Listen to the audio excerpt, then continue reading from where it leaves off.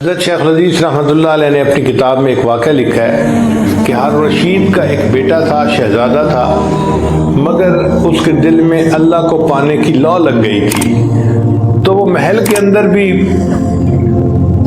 بہت سادگی کی زندگی گزارتا تھا۔ بادشاہ کے دوست سمجھتے تھے کہ یہ مینٹل کیس ہے کوئی، تو وہ بادشاہ کو کہتے کہ آپ اس کا کیوں نہیں علاج کرواتے، کیوں نہیں اس کو سمجھاتے۔ تو ایک دن ہارون رشید نے اس کو کہا کہ بیٹا تمہاری وجہ سے مجھے دوستوں کی باتیں سننی پڑتی ہے اور ذلیل ہونا پڑتا ہے۔ اس نے کہا ابا جان اگر میری وجہ سے آپ کو ذلیل ہونا پڑتا ہے نا تو میں پھر آج یہاں سے چلا جاتا ہوں، میں علم حاصل کرتا ہوں۔ یہ شہزادہ وہاں سے ایک بستی میں گیا جہاں علماء تھے، اور وہاں جا کر ایک مسجد میں اپنی رہائش رکھ لی اعتکاف کی نیت سے۔ ہفتے میں یہ 6 دن کلاسیں لیتا تھا، اور جب ایک دن مدرسے میں چھٹی ہوتی تھی تو ان دنوں میں یہ مزدوری کرتا تھا، اور مزدوری میں جو کچھ کماتا تھا 24 گھنٹے میں ایک وقت اس کو 1 روٹی ملتی تھی۔ آپ سوچئے کہ بادشاہ کا بیٹا ہو، محل کی زندگی کو چھوڑ کر وہ مزدور کی زندگی اختیار کر رہا ہے، اور 24 گھنٹے میں صرف 1 مرتبہ کھانا کھاتا ہے، وہ بھی 1 روٹی۔ تفصیلی واقعہ تو بہت لمبا ہے۔ ایک آدمی نے اس سے اپنا مکان بنوایا، تو وہ کہتے ہیں کہ میں مزدور لینے گیا تو میں نے دیکھا کہ ایک آدمی بیٹھا ہے اور قرآن پڑھ رہا ہے، مگر جگہ وہ مزدوروں کی تھی۔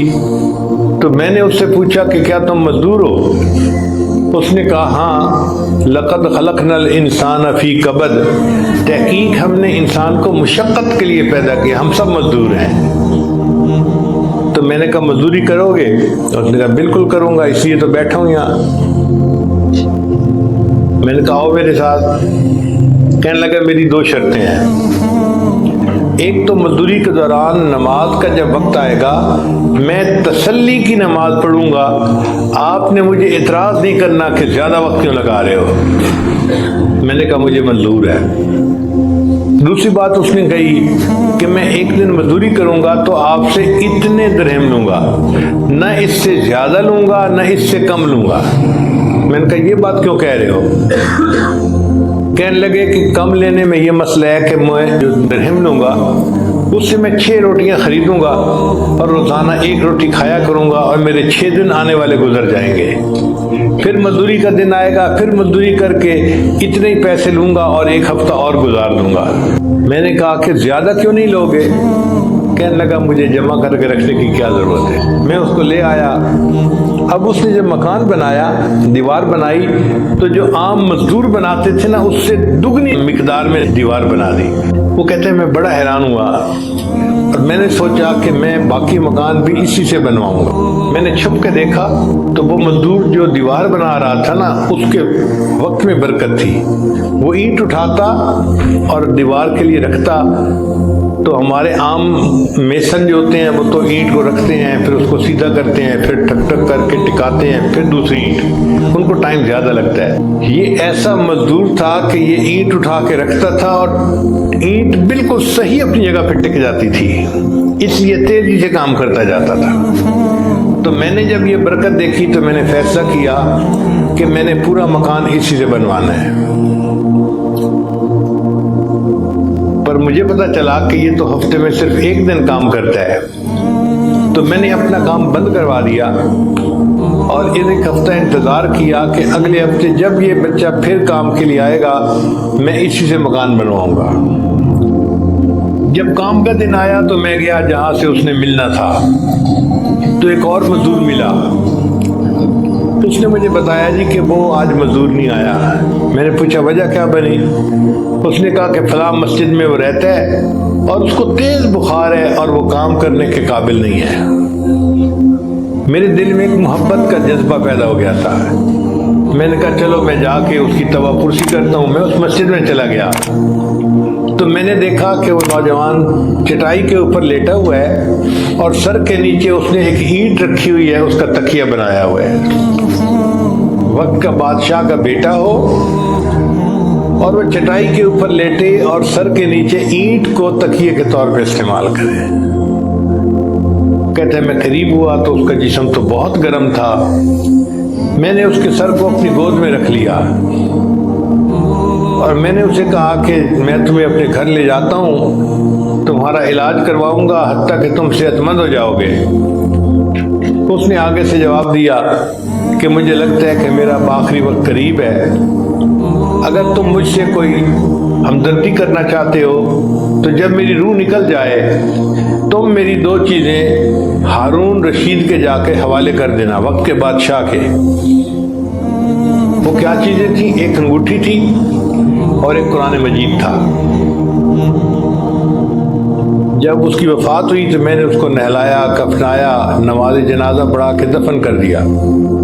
اب میں قرآن مجید اور انگوٹھی لے کے چلا کہ میں بادشاہ کو پیش کرتا ہوں۔ اس طرح مجھے تھوڑا تھوڑا خیال تو آیا کہ سنا ہے کہ بادشاہ کا ایک بیٹا دیوانہ ہے، مینٹل کیس ہے، کہیں یہ وہی بچہ تو نہیں ہے۔ لیکن خیر میں شہر پہنچا تو ہارون رشید نے کہیں جانا تھا اور پولیس راستہ بنوا رہی تھی، میں انتظار میں کھڑا ہو گیا۔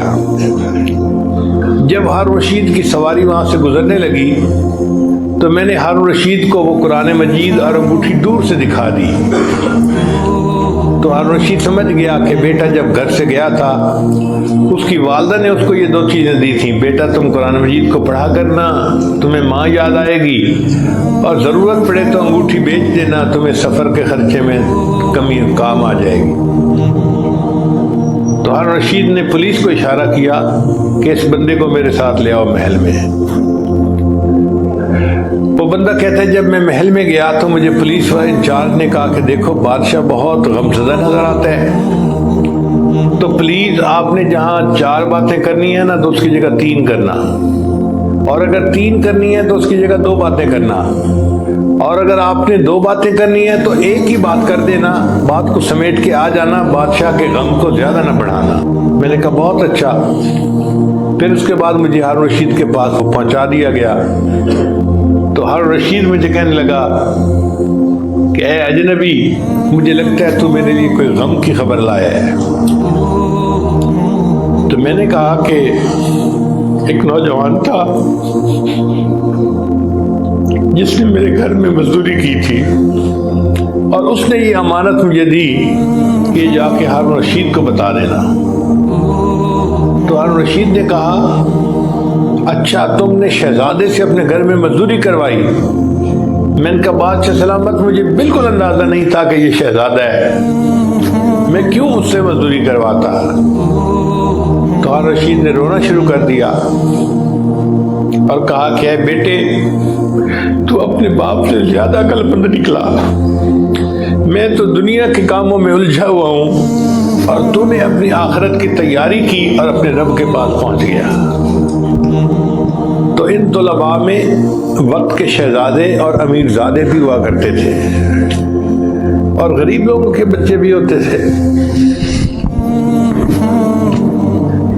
غریب لوگوں کے بچوں کا یہ حال تھا کہ امام ذہبی رحمۃ اللہ علیہ فرماتے ہیں میں 20 سال کی عمر میں اپنے گھر سے علم کی طلب کے لیے نکلا اور 7 سال میں نے علم حاصل کیا اور پھر واپس آ کر اپنے والدین کی شکل کو دیکھا۔